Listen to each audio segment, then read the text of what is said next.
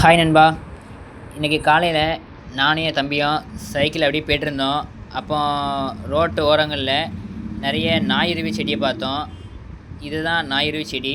இந்த செடியை யாரெல்லாம் பார்த்துருக்கீங்க அப்படின்னு கமெண்டில் சொல்லுங்கள். பார்க்காதவங்களும் பார்த்து தெரிஞ்சுக்கோங்க. இந்த நாயுருவி செடியில் நிறையவே பயன்கள் இருக்குது.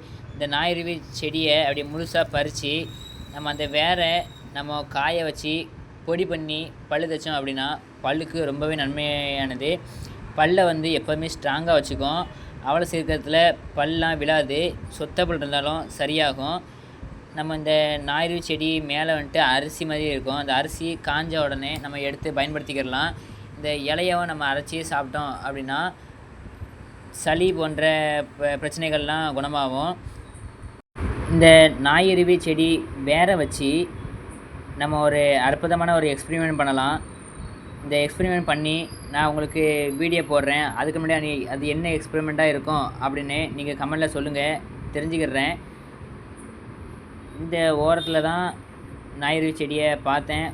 வாங்க நான் இந்த போய்ட்டு இருக்கும்போது காமிக்கேன். அதுக்கு முன்னாடி உங்களுக்கு நிறைய பயன்கள் சொல்கிறேன். இந்த நாயுருவி இலையை அரைச்சி நம்ம முகத்துக்கு தேய்ச்சோம் அப்படின்னா முகம் ரொம்பவே பளிச்சுன்னு இருக்கும். நம்ம வீடியோவை நிறையவங்க பார்க்கிங்க, ஆனால் சப்ஸ்கிரைப் பண்ண மாட்டேங்கிங்க, லைக் பண்ண மாட்டேங்கிங்க.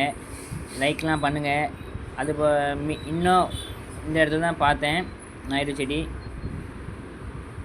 இந்த இருக்குது பாருங்கள், இதுதான் நாயுருவி செடி. இப்படி தான் இருக்கும் நாயுருவி செடி. இந்த விதை நல்ல பெருசாக இருக்கும்.